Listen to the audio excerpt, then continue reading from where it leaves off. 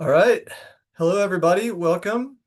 Um, my name's Bert. I'm going to be giving the talk, and I want to briefly introduce my colleagues, Mark Kettner and Max Earl. Mark is the project field lead and data manager for the Box Turtle project, and Max is our outreach and engagement coordinator. So I'm going to be giving the presentation, and anything that I neglect is going to be on me, but they're going to be available to answer questions, especially related to turtles. So I started out as a bird person. I'm interested in everything now, but these both Mark and Max are serious turtle people. So thank you guys for being here. I'm gonna try to share my screen.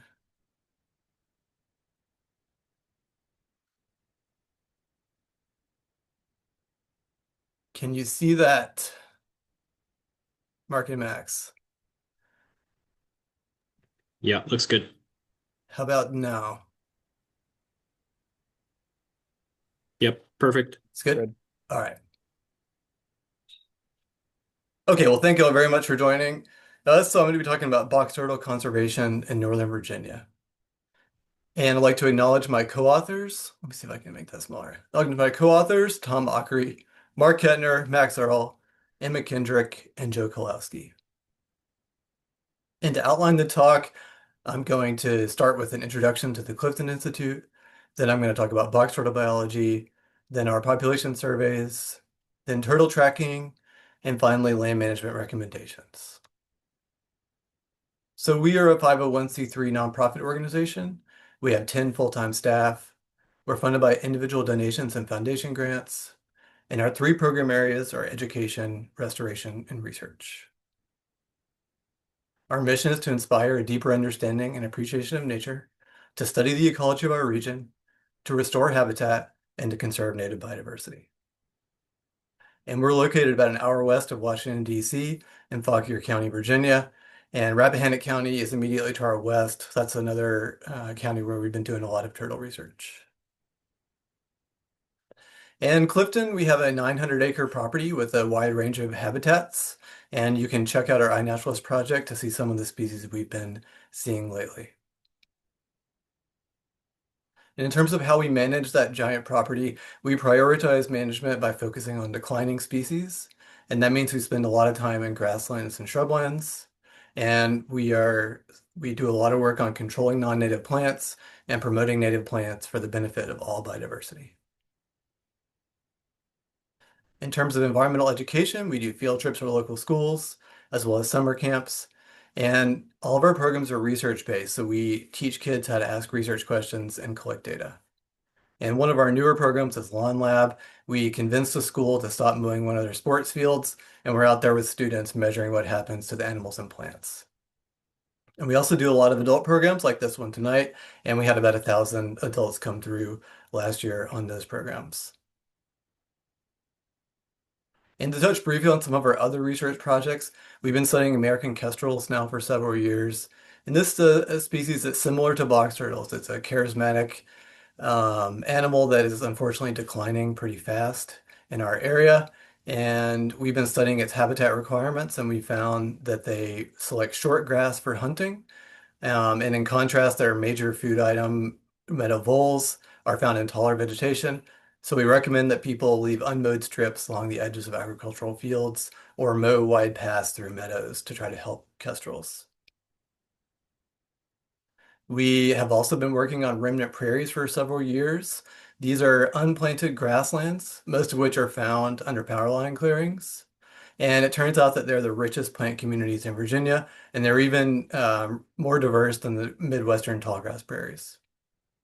They also host a lot of rare plants, 21, at least 21 rare plant species. So these are really valuable habitats that we're trying to conserve. We're also doing an experimental forest understory restoration project.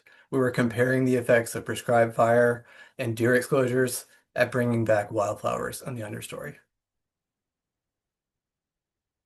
And all of our research projects are applied, and we are collecting data that we hope will be useful for landowners.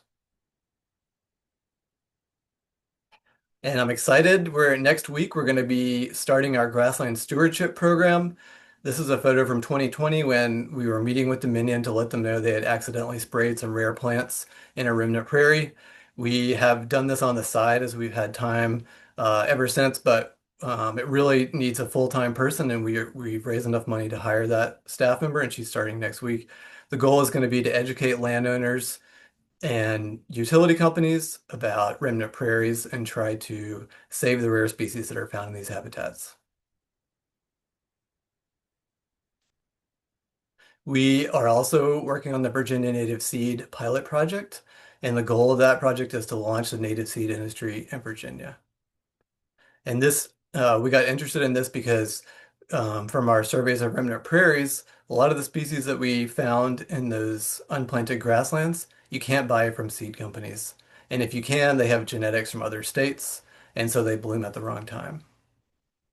So we are collecting seeds in the wild, we're growing plugs from those wild seeds, and then we're giving the seedlings to farmers who are planting crops to produce wildflower and grass seed commercially. And the last program we'll talk about before getting to turtles is our landowner outreach. And we meet with landowners and public lands managers. We do free property visits and we give advice mainly on grasslands, but also on control of woody invasives and lots of other things. And in the last several years, we visited 300 landowners who manage 20,000 acres in the northern and central Piedmont. And if you're interested in a free visit, you can email Kadira. All right, so onward to box turtle biology. Before I go any further, I want to acknowledge Joe Kolowski and Tom Ockery. They are my co-principal investigators, and Joe Kolowski is leading this project. I've already introduced Mark and Max. I also want to acknowledge Grace Bailey, Aaron Doherty, Courtney DeMunick. These are trusty research techs that have done really hard work in the field for us, as well as Chris Polinsky, Andrew Eberly, Tajana Owens, Quinn Bozek, Emma Kendrick, Jim Watton and Rosie, his dog, who's good at sniffing turtles, Sophie Marino, Jordan Davis, Daniel Fletcher, Ed LeGrand, Cole Sullivan Fielding, Sophie Nwingno, and Rachel Walk. So the first thing to know about box turtles is that they are terrestrial turtles. So if you find one, please don't put it in a pond. They are usually on land, but they do use shallow wetlands as well. And turtles have their shell is divided in two parts. The upper part of the shell is called the carapace, and the underside is the plastron. And you can see they're called box turtles because they fold up like a box when they're threatened. Also, one other term are scutes, and these are the bony plates that make up the shell. And you can tell males from females in a variety of ways. The easiest way for me is the big divot in the plastron for the male. That enables the males and females to fit together when they're mating. Males also tend to have redder eyes, and females have a higher, more domed shell. And now the common box turtle is endemic to the United States, and it has four subspecies shown in the different colors in the map here. And we are working with the eastern box turtle, which is shown in blue. Box turtles inhabit deciduous and mixed forests and edge, and they're not adapted to extensive closed canopy forests. So they require sunny places, early successional habitats for nesting, thermoregulation, and foraging. But they spend the winter in the forest. So box turtles are very long-lived. They can live up to 100 years, but it's usually closer to between 50 and 80 years. And correspondingly, adult survival is really high, between 81 and 96% annual survival in adults. Juvenile survival is not as well known because it's hard to keep track of the little guys, but it is lower than the adult survival. And box turtles take 10 years on average to reach reproductive age, and they only lay clutches of 3 to 6 eggs.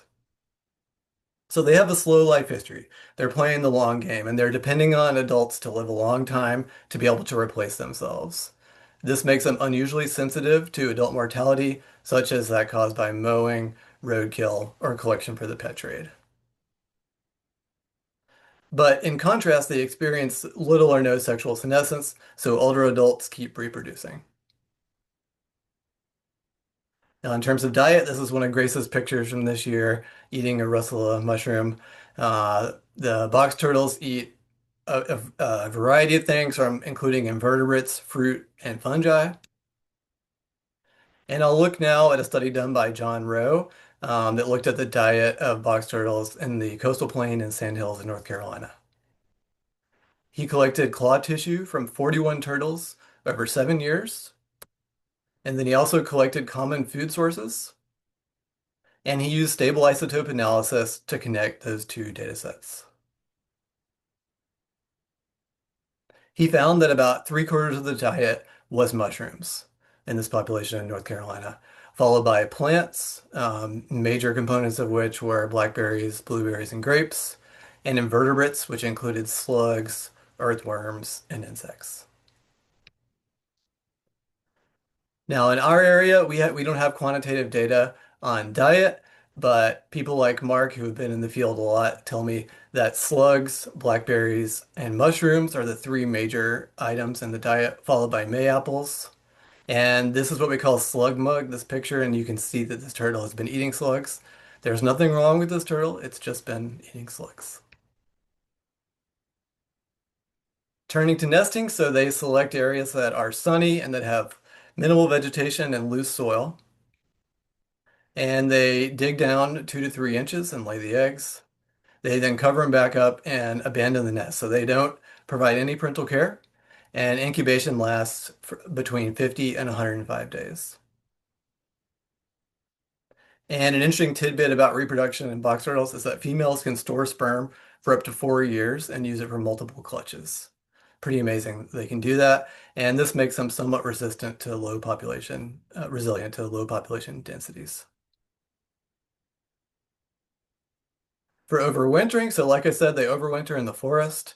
They like areas with lots of leaf litter, and they burrow down about a half inch, and they can get deeper as the winter progresses.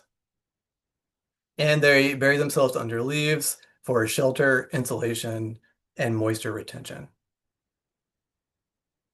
And it's amazing. They are really good navigators, and they usually overwinter at the same site within about 20 feet of where they did the year before.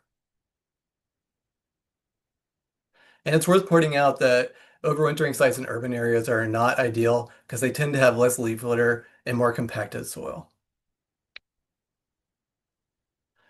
Moving to activity periods, so box turtles in our area are active from April to November, and they're not territorial. Their home ranges overlap, and mating and courtship are opportunistic. Home range size in previous studies has ranged from 5 to 19 acres. And now population density, this is one aspect that we're really interested in because we think it's going to be a good way to evaluate, or one of the pieces of information we need to evaluate population status. And we would assume that places with lots of box turtles have more viable populations.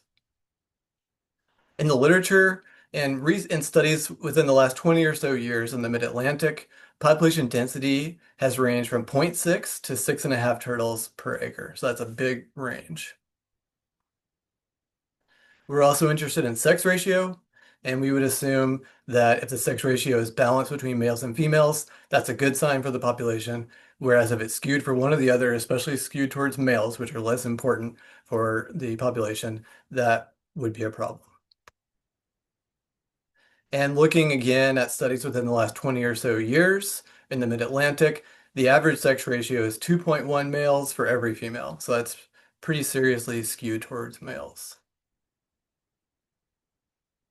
And there's a couple of mechanisms that could be behind this. One is that sex of box turtles is determined by temperature, and so nests that are laid in warmer places like grasslands are going to have more females than nests laid in forests. But what's a bigger issue in my mind is that the females are more mobile, and that makes them vulnerable to being killed by roadkill or picked up for the pet trade or hit by mowers. And there's one study in Maryland that backs this up that found that most of the roadkill turtles were females. Climate change is also going to play a role in sex ratio. As it warms up, there's going to be more females per clutch. So unfortunately, like I mentioned with kestrels, box turtles are still common, but they are declining really fast in the mid-Atlantic. So there are three multi-decade studies that have been done in the mid-Atlantic, one in Delaware, one in Southeast Pennsylvania, and another at the Patuxent near Laurel, Maryland. They all found declines between 70 and 76%. Box turtles have also disappeared from Ontario, Maine, and New Hampshire, and they're listed as globally vulnerable on the IUCN Red List. And now I just want to think about it in a little more detail at one of those sites. This is the University of Delaware Woodlot in Newark, Delaware.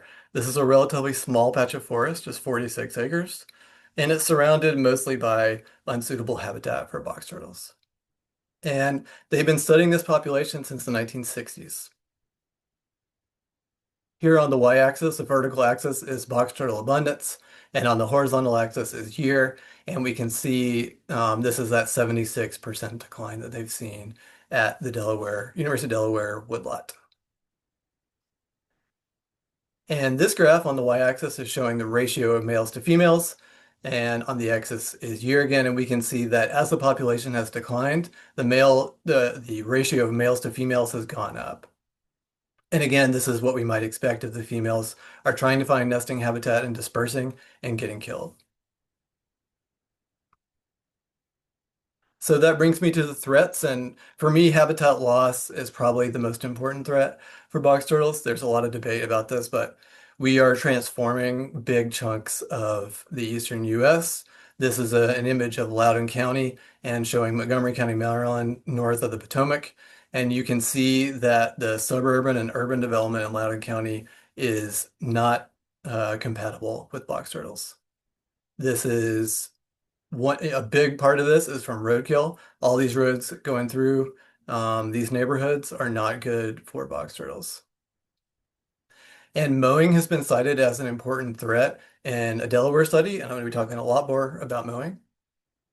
Prescribed burns as well can be a problem, especially when they're done during the growing season. And just like just about any other declining species, there's a whole bunch of threats that are interacting, so it's a long list. Infectious diseases like ranavirus, as well as insecticides and possibly herbicides causing oral abscesses. Nest predation from growing raccoon populations. We've got more raccoons now in suburbs than we used to. That's their preferred habitat. And forest succession is a problem too. So in places that are not getting any disturbance from logging or fire or mowing, they're turning into big areas of closed canopy forest, and that's not ideal for box turtles either. And then climate change, this is we don't fully understand how climate change is going to affect box turtles, but there's a lot of ways it probably will. First of all, changes in temperature and rainfall are going to affect the activity patterns and most of the way that these animals make their living. They're ectotherm, so their movements are determined, are made possible depending on temperature, and they also are vulnerable to drying out. So changes in rainfall are a big deal. Related to this, floods, droughts, and heat waves, which are all going to come with climate change, are going to stress box turtles. And ranavirus does better in warmer temperatures and also on stressed animals, so we expect ranavirus outbreaks to also increase. And finally, poaching for the pet trade is a major threat to box turtles. They are being caught and sent to Asia for pets. And this is happening in our neighborhood. So in Louisa County, a man was arrested for having trafficked $13,000 worth of box turtles. That was just a couple years ago. And so I wanted to look at What's causing box turtles to be admitted to wildlife rehab centers? And Emma Kendrick has done a lot of work on this in collaboration with 7 different wildlife rehabbers, and she got data on almost 4,000 admissions to these rehab centers from 2011 to 2021. And she found that about half of the injuries that caused admissions were caused by getting hit by cars, followed by unknown and diseases, as well as attacked by animals like dogs or abducted. That's like when people pick them up when they think they're in trouble, but they're actually doing fine. But what I'm most interested in, even though it's just 8%, is human non-intentional, and the vast majority of these are injuries from mowing and bush hogging. And then if we take another look at Emma's data here, looking at how admissions change over during the season, we again see here on the y-axis is the number of turtles that are admitted, and the different colored lines are showing the different threats. And we see again that roadkill is the main cause for admission, but we see a big peak from April to July for admissions from roadkill, and then another peak in September. Then the gray line is unknown, and then the black line is emissions caused by mowing. And this is really interesting, I think. So we see peaks in May and June. So those seem to be, this is, suggesting that those are the worst months to be out mowing because a lot of turtles have been emitted over this 10-year period from injuries in May and June. And then we see a slow, gradual decline towards October. So they're, apparently vulnerable to mowing for most of the summer, but May and June are the worst. And there's a slight peak again in September. But why are we focused on mowing if it's only 8% of the admissions to wildlife rehabbers? Well, first of all, we're not going to change how the transportation network of the United States, harder to solve than roadkill. And I also think that mowing is being um, underreported. So, there's so many people driving down the road, and so when a turtle gets injured, someone's going to see it and pick it up and take it to a rehabber. That's not the case in fields that are being bush hogged or where hay is being cut. So I think there's a lot more mortality out there than we realize. And that brings me to my research questions for this talk. So we want to know, what is the status of box turtle populations in rural Northern Virginia? And we're not going to get a definite answer to that tonight, but we can look at a few indices like population density and sex ratio. And secondly, we want to know when box turtles are most vulnerable to mowing. And I know that's probably why everybody signed up for this talk, and that's what gets me really excited as well. But we have 3 years of data, so we can start looking at what we've got, but we haven't done many analyses, and this is the first look at the raw data. But before we get into it, wanted to talk about the existing mowing recommendations. This was produced by Virginia Working Landscapes, this calendar. This is for grassland birds. It's like meadowlarks and grasshopper sparrows that nest on the ground in big fields. And the first thing that jumps out for me is the green zone, that is February and March. So if you have a field like a meadow that you just want to mow once a year to keep it as a field, we always recommend doing that in February and March, and that's what's the green area shown on this map. We don't recommend mowing from October to early February because you want to leave the plant standing all winter so that native plants can set seed and so that there's habitat available for birds and other animals. As we've seen in this snowstorm, anything that was left standing was really valuable. And then the next thing we see is that you don't want to be cutting hay, ideally in May or June. That's when these birds are nesting on the ground. But the good news is that the Virginia Working Landscapes found out that 80% of the birds are done nesting by July 1st. And so if you're able to delay haying until after July 1st, you're going to be really helping the grassland birds. And the later you can wait, the better. So that brings me to our population surveys. And just in general about our project, so we started working on box turtles in 2023, we being Clifton plus the Smithsonian and SMSC. And our project has 2 components. The first is population surveys, where we are out searching for turtles, marking them, and then using statistics to estimate population size and density. And we're doing these searches in big plots that are greater than 100 acres in size.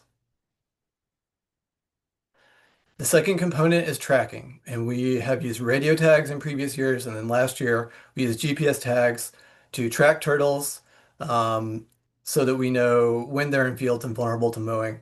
And the data are going to be useful for a lot of other questions as well. We're doing this work at the Clifton Institute and at three private properties in Rappahannock County, Rains, Sunnyside, and Black Rock. And if you're wondering how we mark the turtles, so we use a small file and we put notches into their marginal scoots. And we have a diagram here where the marginal scoots are given different numbers. And this is the scheme that we use for marking turtles. So the red circles are showing number 7, number 1, and number 10. So that adds up to 18. And then out of the photo is number 100, so that's 100. And this turtle is number 118.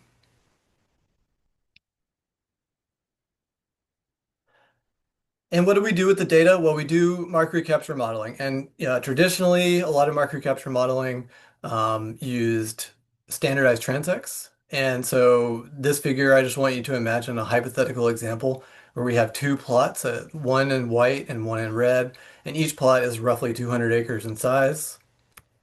And we drop down a number of 100-meter long transects in these plots.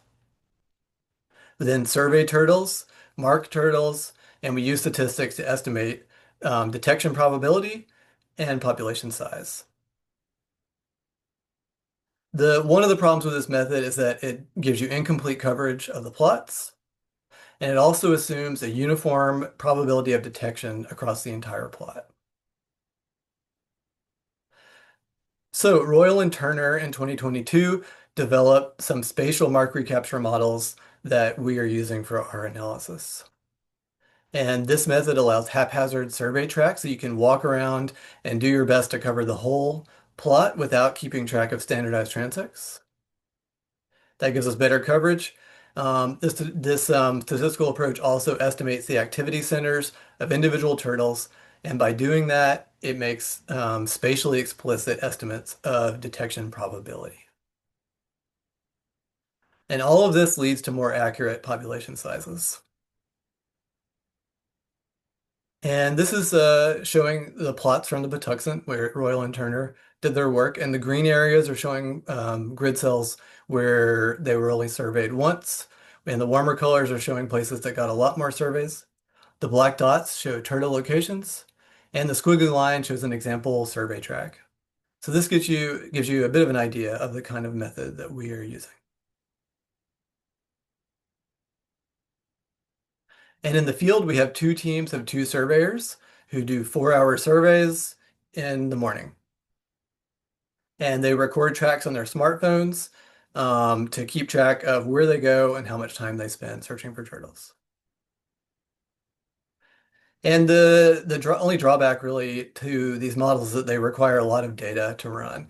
And we did a trial in 2024 and didn't get enough data. So then last year we hit it really hard to make sure that we had enough data to get precise estimates of population size. So what do we find? Well, first, the effort that everyone put in is really incredible. So this is the survey plot at Clifton shown in red, and all the pink squigglies are survey tracks. And you can see that the team did a fantastic job of covering this giant plot. They ended up walking 826 miles last year during 800 hours of surveys. So this is a mammoth effort. This is the survey plot at the Rains property, and you can see it had similar really good coverage. And so all that effort paid off, and we were able to generate precise estimates of population density. And we found at the Clifton Institute that we have about 3 turtles per acre, and at Rains we have about 2.4 turtles per acre. And this is a really robust population. So this is really good news for our area. We, of course, want to compare those numbers to other studies, but that's hard to do because the only other study that has used this method that I'm aware of, at least, is Royal and Turner at the Patuxent, and they found 0.6 turtles per acre, so a much lower density.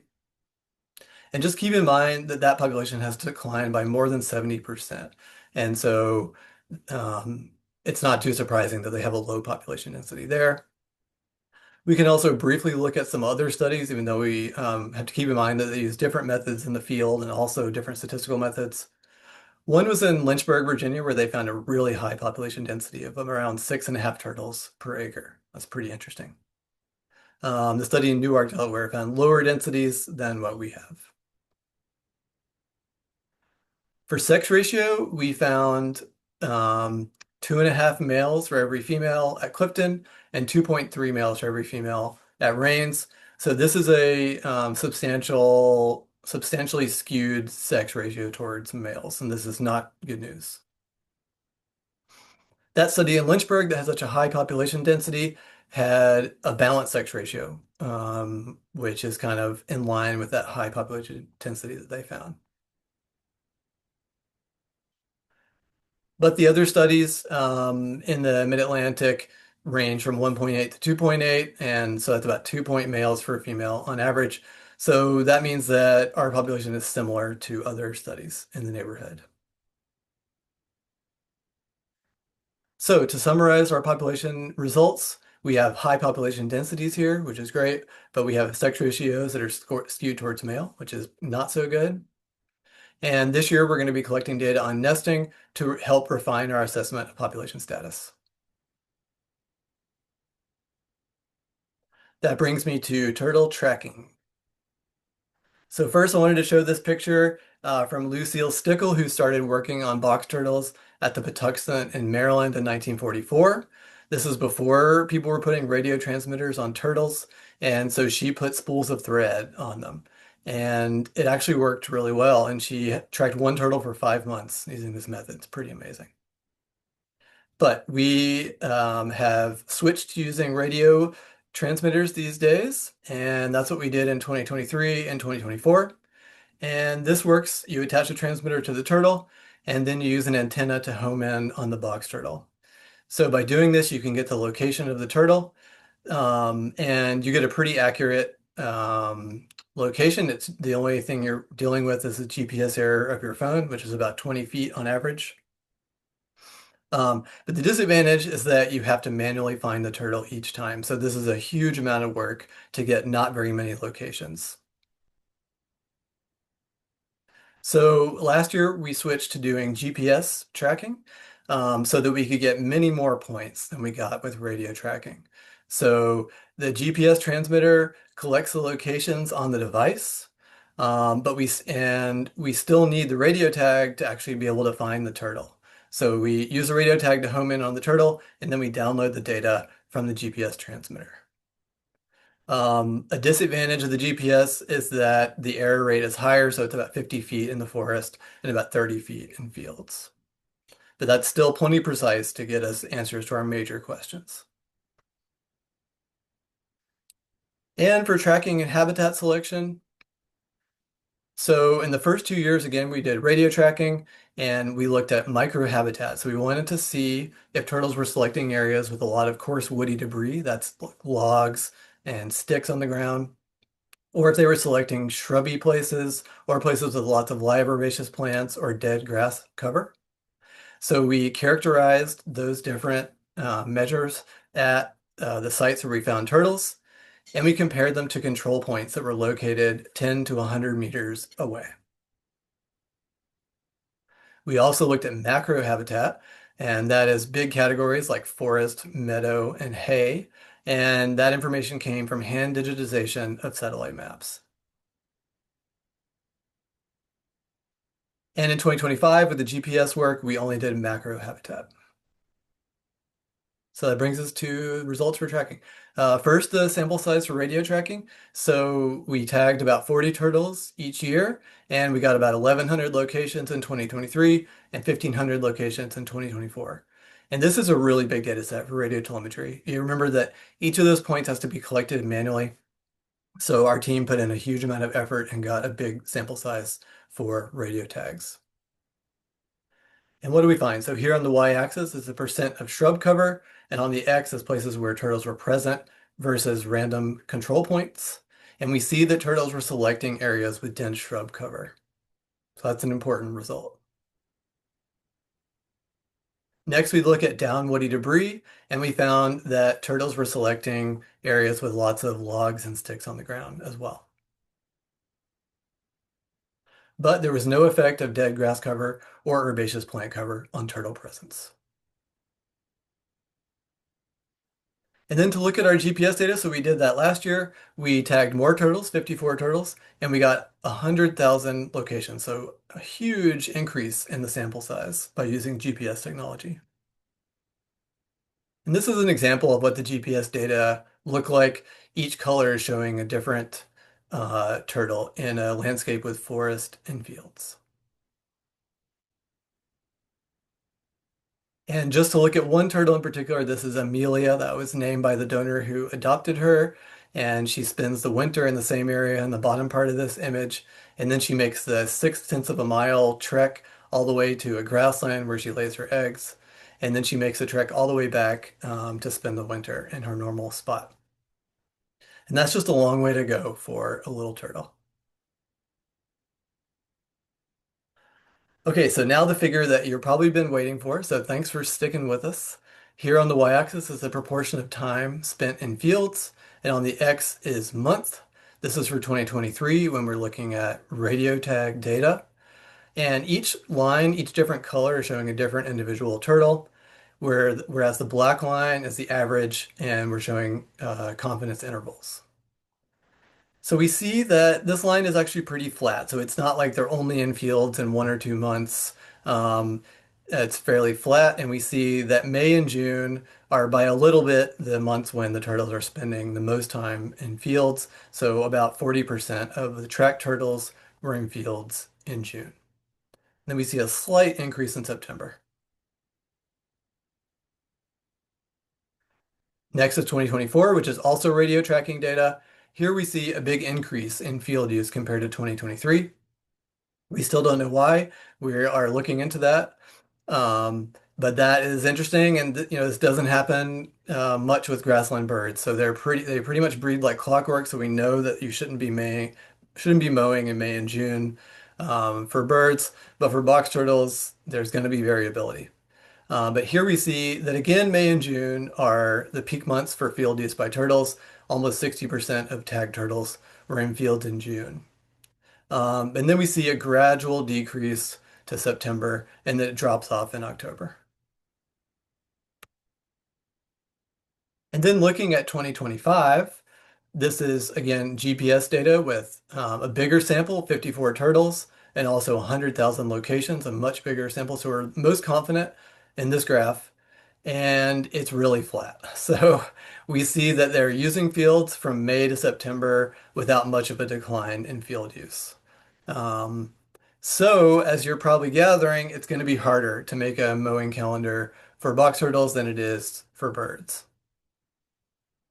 In addition to being flat, there's just a lot of variation. So you can see that some turtles are in fields pretty much the whole year, and others are in forests the entire time. So we need to do a lot of analysis to figure out what's behind that variation. And going forward, we are going to be removing some of the turtles that were only in forests and didn't have access to fields from this analysis. And we're going to be seeing if there are relationships between weather, like rainfall, temperature, and humidity, and field use in turtles. So that brings me to land management recommendations. So as a reminder, this is the mowing calendar for grassland birds.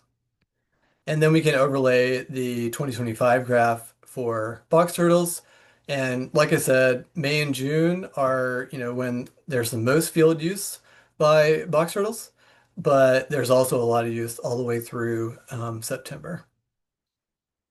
So it's going to be harder. But what we can say at this point is that if you have a field that you want to maintain just as a field, you're not cutting hay, then bush hog it or burn it in February or March, just like you would with the birds. That's a good time to do it for box turtles as well. So if you get nothing else out of this presentation, I hope you hear that the best time to mow is in February or March. But we can say tentatively that May and June are the worst times to mow for box turtles. And until we get more, refined advice on mowing timing, there are a number of other steps that people can take to try to minimize the impact of mowing on box turtles and other grassland species. The first is to raise the blade of your mower. This is produced by VWL and partners up to around 8 inches, and that will help to reduce the mortality of grassland birds and box turtles in fields. The big caveat is that almost half of box turtles are going to be killed by being crushed by the tractor tires. So this is definitely not a panacea. Some other best practices for mowing are leaving some blackberry or sumac patches. You can still mow those places annually, but leaving some thickets is really going to be good for box turtles and quail and a lot of other species. It's a good idea to mow from the center of the field outward to give the turtles a chance to escape and also give you a chance to see them. And you can consider doing things other than mowing to control woodies, like cut stump herbicide or even goats in places where there are lots and lots of turtles. It's a good idea to be especially careful when you are mowing near forest edges. There's at least one study that shows that turtles are probably moving in and out of the forest to thermoregulate. So forest edge is definitely prime box turtle habitat. So I want to be careful mowing there. Leaving a wide buffer is a good idea. Other best practices, you want to try to avoid the temptation to clean up your forest. It's a good idea to leave the logs for turtles and other animals. If you're doing a prescribed burn, it's best to do it in February or March, which is when we do most of our burns anyway. But if you're doing a growing season burn, you want to pick a day when the fire is not going to move that fast and that'll help the turtles escape. That happened with us when we did a growing season burn last fall. It was high humidity and low wind, and we saw several turtles that made their way out of the field. If you plan on logging, you want to do that in the winter, ideally when the ground is frozen, and selective logging is better than clear cutting, and you want to minimize the traffic of heavy equipment. So even in the middle of the winter, turtles can be killed by heavy equipment, by tires. I mentioned that herbicide exposure is potentially a problem for box turtles. We still need more research on that, but it's a good idea to minimize herbicide use in turtle hotspots. You can use cut stump applications instead of doing foliar or basal bark that end up with more herbicide on the ground. It's always a good idea to help turtles cross the road as long as it's safe. You can also protect nests. You can use chicken wire or harbor cloth. This is a fancy solution proposed by the Virginia Herp Society, which is a wire fence with 2 by 1 inch mesh that works as well. And be vigilant and report poachers. That's really important. If you see something suspicious, get in touch with the Department of Wildlife Resources.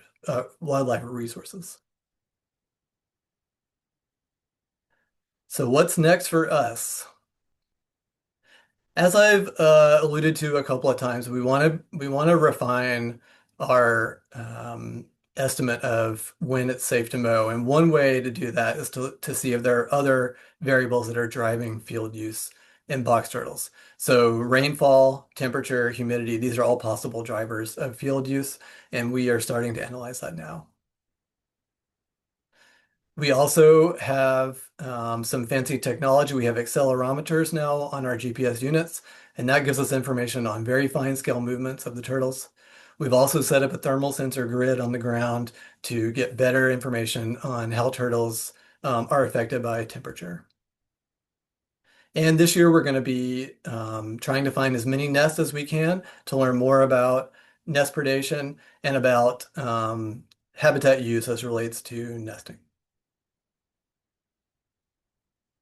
So yeah, it's great. We really appreciate y'all joining us tonight for the Zoom, but it's even better to do this in the field and see a turtle and see what we're doing. So we have a program, Science Saturday, on May 16th, where you can come and see us in action in the field. And Max is going to be doing a workshop for landowners also in May. You can email him to be kept up to speed on that. So we hope to see you in the field sometime. And how else can you help? You can volunteer. So we're looking for people who can commit a fair amount of time to doing box turtles surveys with us. And we are lucky to have the help of a lot of good volunteers in 2025. We are looking for good volunteers for this year as well. And of course, you can donate. So all this work is powered by donations, and a donation of any amount, it would really help. The donations will benefit Clifton as well as the Smithsonian. And if you're able, you can adopt a turtle for $500. You are able to name the turtle, and we send you a nice report at the end of the year to let you know where all the turtle went and what it did, which is nice to get. So in conclusion, we found high population density of turtles in our area, which indicates that the populations are doing pretty well. But the sex ratio was skewed towards males, which is a cause for concern.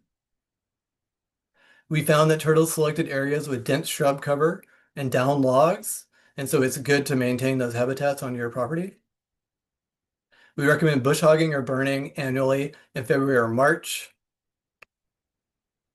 And May and June seem to be the worst times to mow, but there's a lot of field use throughout the summer and early fall. And we have a lot more work to do to try to develop a mowing calendar for box turtles.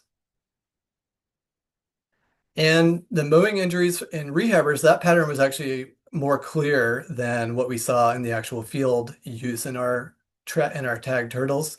So the high numbers of admissions to rehabbers in May and June indicate as well that those are the worst times to mow.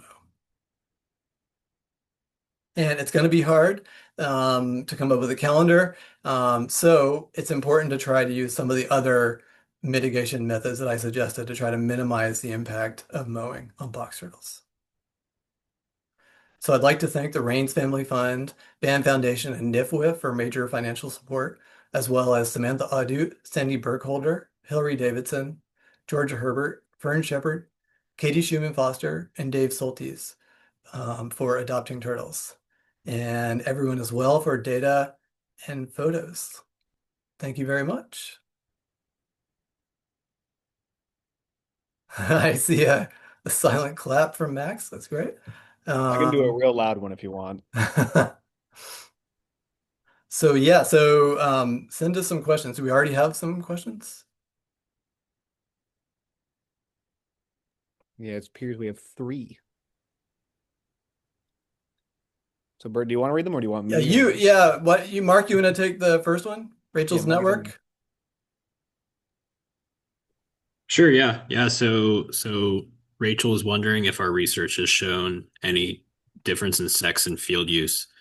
And so we haven't done a deep dive into it yet, but historically, according to the literature, it is females that use field more. So they typically nest in open canopy habitat. So this could be a clearing in a forest or a field. And this is for thermoregulation for the actual eggs that they deposit.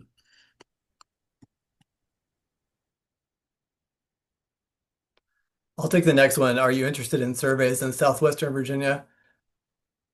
We would love to learn about surveys down there, but we don't have the capacity to do surveys down there, sadly. And the population in Lynchburg that was doing so well, now about three-quarters of that site has been turned into a housing development, sadly. Um, so anyway, it would be nice if there were some other um, populations that could be studied in the Southwest. Also, about doing any surveys in Southwestern Virginia, I happen to know a guy who might be doing some work in Southwestern Virginia at some point. So maybe our lovely Mark Kettner will be able to take you up on that in the future when he's down there at Virginia Tech. Yeah, fingers crossed. Fingers crossed. So we have one question about, can we talk to county leaders about not mowing verges? Bert, I feel like that might be a question better suited for you than either of us. It's tough, yeah. I think they're either going to spray them or mow them. VDOT has to maintain sight lines. And those are usually, yeah, unfortunately, they do a lot of the mowing in the growing season. We have made a little bit of progress with Novec, the Northern Virginia Electric Co-op. In some sites they're bush hogging in the winter, which is awesome. But yeah, it's tough. Like for example, on 211, the median, they have to keep that mowed down because deer jump out in the road. So I don't think I'll be sending the slides out, but there will be a recording of the talk that we'll put on YouTube. Um, yeah, so May 16th is Science Saturday. So that's an opportunity for the public to join our researchers in the field and learn what kind of methods we're using and what we're learning. So that I think is on our website now, so you can go ahead and sign up for that. Okay, one of you turtle people can take the age calculation. Perfect. So age for a turtle calculated by the shell is done in two ways. Um, on each individual scoop, so each of those individual spots on a turtle shell, like each little individual marking, has a thing called an annuli. They start with one that's kind of generally in the center of each scoop, and every single year, approximately, they get one. That's a decent way to age a turtle for the first 15 years of their life. But after that, we do a thing called we age them by wear class. And but what wear class means is how much the annuli after 15 or 20 years start to wear away. We start out by looking at the plastrons, the bottom of the turtle. Those wear away fairly quickly. 30-year-old turtle, they're going to have a lot of those annuli gone. They start to wear away on the top, on the carapace. That's a really old turtle. It takes a long time for a turtle to wear those over. So they're probably 50, 60, 70 at that point. That's generally how we like to, you know, that's how we calculate age. And is it the workshop from May? Yes, right. I have a workshop coming up in May. The landowner workshop is in addition to Science Saturday, and Max is going to be running that. Mhm. Any Food data? sources, They love blueberries, blackberries, they eat wine berries. Those are all good sources. but don't Anything plant else? wineberries, please. Don't plant wine berries, just, Or fair multiflora enough. berries. Look, they love them though. They love autumn olive flowers and berries too, but I'm not telling people to plant them. They love their native they also will occasionally eat mayapple, which is a native plant. They're one of the only two sort of known seed dispersers of the mayapple, them and deer. as well as pawpaw. They love pawpaw. They don't disperse the seeds very, very well because the seeds are the size of, Right. quarter almost, but I But I do love think them. it depends on how big your property is. I mean, if you've got a couple acre field, then you can really help box turtles by leaving some thickets for them. And they'll find food and also shelter in there. Um, but if you've got a small property, yeah, you could plant a pawpaw. Um, you could plant some blueberries, I guess. That's a good question. We should think more about that one. True. Why are you working with just box turtles? We're not. Mark and I mostly do. Bert generally, but our lab at the Smithsonian work with a handful of different threatened and endangered species of turtle here in the northeastern region of the U.S. and in Virginia, sometimes in California or in Mexico. But a lot of our focus is on box turtles because they're a charismatic species that a lot of people can kind of support and get behind. They're also a species that's so synonymous with the East Coast, but they're disappearing at such a insane breakneck pace that we need to try to do what we can before they're gone. Plus, Mark loves them. It's very true. So for volunteers, I think you got to be 18 for that. Yeah. When do they lay their eggs? Yeah, that was an oversight on my part. I should have said that. May and I'll June. yeah. I mean, June especially, right? Yeah. Yeah. I mean, when you mentioned when they're most likely to get hit by a mowing, or by mowing equipment, it's females going out to nest or get ready to nest in early to mid or even late May, getting the nutrients they need, getting warm, getting ready to nest, finding their habitat, laying in late May all the way through June, sometimes even into July, and then getting hit on their way back or when nesting. Do you have, yeah, so this question from Jane Gomez, that's related, and we'll get back to you all on that. That's a great question. What to plant for box turtles? They like shrubs that are pointy, anything that's Yes. uncomfortable for Anything with us. thorns. Blackberries? They love being under blackberries. Mark can speak to that Yes. at one of our field sites. Yes, they Well, do. one nice plant is the black raspberry, Rubus occidentalis. That one is Not quite as fierce, and it's also cool. It's got that like glaucous coating on the stem. I think that's a really pretty native plant. So you could plant black raspberry. Yeah, definitely not as terrifying. Ooh, how many miles does a turtle travel in their lifespan? That's a lot. Depends on the turtle, depends on where they are. How Mark long can they tell live. you. I mean, Amelia, what was it, 0.6 miles last year? I mean, if she lives to be 100, that would be 60 miles. Yeah, it ranges quite a bit. Hmm. That's a long way for short legs. Yeah. That is a very long way. You're rolling on your stomach. It can be hard to move quick. Yes, their shell patterns aren't unique. So I keep an informal track of turtles on my property to see if photographing their shells. Are their shell patterns unique? Yeah, each individual turtle shell has its own individual unique pattern based on the blotches that you see on top. Also on the plastron on the stomach. The grooves that separate each individual scoot are always unique. They're like a fingerprint, and we use that for other species to, double check notch codes and just, double down on identifying turtles. So yes, each individual shell is unique. And we have some colleagues that Mark's working with, actually Andy Royal, doing some AI photo stuff beyond me, to be able to identify turtles down to individual from anybody if they take photos of them, which is super cool.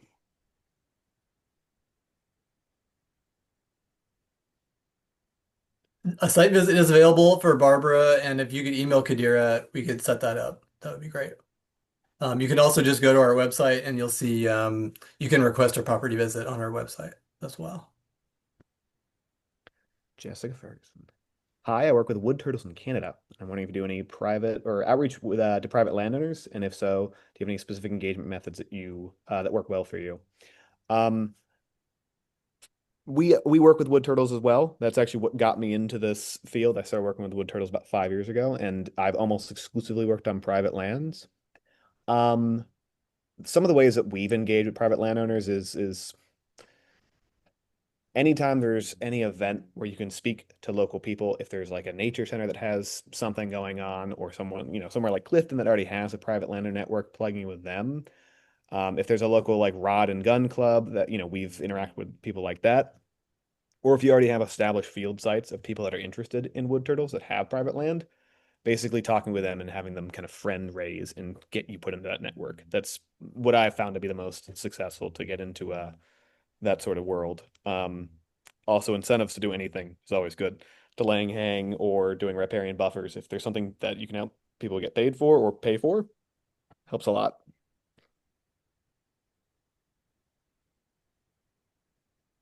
Will we be contacting last year's volunteers? I think that's a yes. Yeah, for Yeah, sure. definitely. And the activities will be similar to last year. Or Yeah, no, we won't be absolutely. doing as many surveys. GPS tags that we use. The GPS tags that we use, Mark, you take it away, brother. Yeah, Jessica, we work with a company based out of the UK called PathTrack. And so they develop these lightweight GPS units. Um, and so the way they work is we attach a base plate to the turtle's shell, and then the tag actually fits into that base plate. And so these units are about maybe a little over an inch long and then maybe half an inch wide, and they weigh about 5 grams. So they're incredibly light, perfect for box turtles, and they're fitted with solar panels, accelerometers, and also temperature sensors.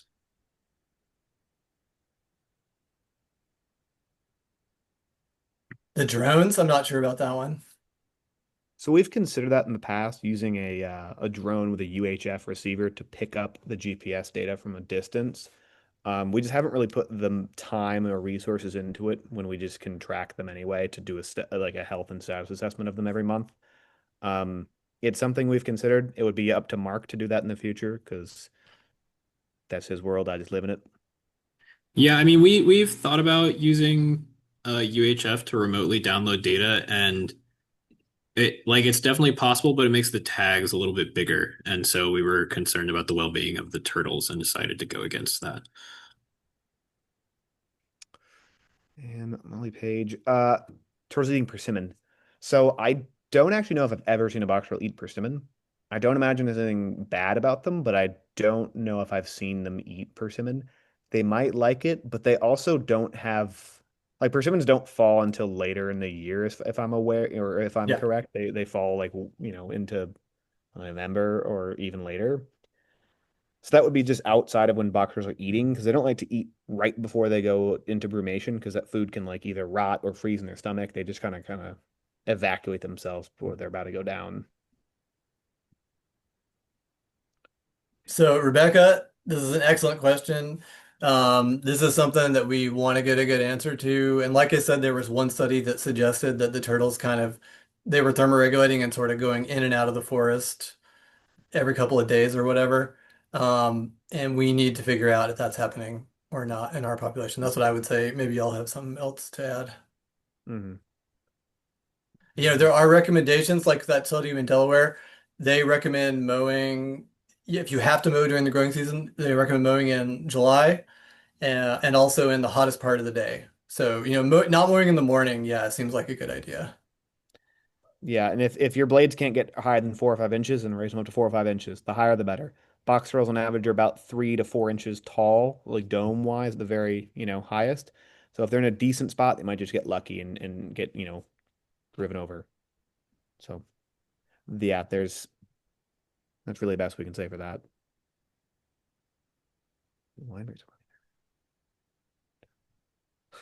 Yes, the turtles are the turtles are definitely spreading wineberry seeds and autumn olive seeds.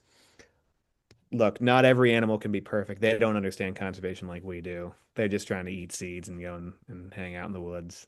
But they're good animals. They're nice. Yeah, this is a sad story about these turtles trying to cross this four-lane road. Tunnels under the road. I read a paper not too long ago about people trying that with Blanding's turtles. And so I think what they found was with a tunnel with no light, so you could just see the light at the end of the tunnel.